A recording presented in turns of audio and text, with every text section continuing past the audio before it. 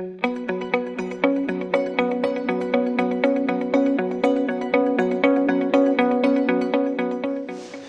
بيكم من جديد. هنتكلم النهارده عن حاجه مهمه قوي، وهي انسداد القناه الدمعيه في الاطفال. يا دكتور الحق الولد ابني عينيه بتعمل افرازات كتير، الولد عينيه بتعمل افرازات صفراء، الولد عينيه مقفوله من كتر الافرازات.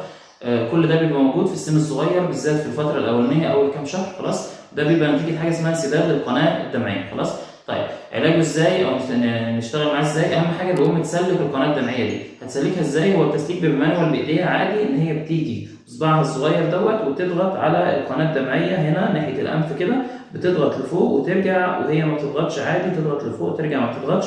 بالطريقه ديت ناحيه الانف هنا كده، يعني انا بضغط كده وترجع عادي، تضغط وترجع عادي، بس هي مش بتبعد ايديها، تضغط وترجع من غير ضغط، تضغط وترجع من غير ضغط. ده اسمه تسليك للقناه الدمعيه. خلاص، غير كده ان احنا بنحتاج ان احنا نحط نقط مضاد حيوي، عشان انسداد القناه الدمعيه بيخلي الدموع موجوده كتير، ووقف الدموع ديت بيدي فرصه للبكتيريا ان هي تنمو وتعمل الافرازات الصفراء ديت.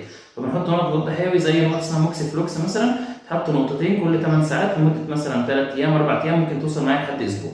تمام؟ طيب دولت الخطوتين اللي في الغالب بيجيبوا نتيجه مع اغلب الاطفال.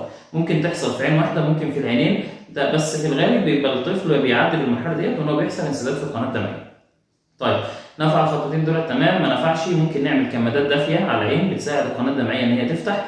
ما نفعش ممكن الام بتحط نقط من اللبن الطبيعي، كانوا بيعملوا كده زمان، لبن طبيعي في عين الطفل. اللبن الطبيعي بيكون من ضمن مكوناته حاجه اسمها هيموجلوبين ايه، اللي هو نوع جزء من الجهاز المناعي الاي جي اي دوت، بينزل برضه ما بيديش فرصه لنمو البكتيريا ان هو يحصل. تمام؟ فساعتها احنا ممكن نعمل 4 حاجات: نعمل كمادات دافيه، نعمل تسليك للقناه الدمعيه، نعمل اللبن الطبيعي يتحط، ونقط العين. طيب لو الطفل بقى ما استجابش لده كله، بيحتاج دكتور عيون يشوفه. لو وصل لحد سنه، دكتور العيون ساعات بيقرر ان هو يعمل تسليك للقناه الدمعيه بعمليه صغيره هم بيعملوها، طالما مش نافع التسليك المانيوال اللي هو بايدينا. كده يكون فيديو النهارده خلص. يا ريت اللي عجبه الفيديو يعمل اشتراك او سبسكرايب للقناه، واللي ما يعرفش بنفتح اليوتيوب وبنكتب اسم القناه من هنا، بنكتب افهم طفلك دكتور اسلام عزام، بيطلع لنا اسم القناه، بنختارها، نعمل سبسكرايب للقناه، بنفعل زر الجرس، بنضغط عليه وبنختار اول عشان يوصلنا كل الفيديوهات الجديده. وما ننساش نعمل لايك وشير للفيديوهات. نختار فيديو زي كده، نضغط على لايك من هنا، نضغط على شير ونختار هنشيره على الواتس او الفيس.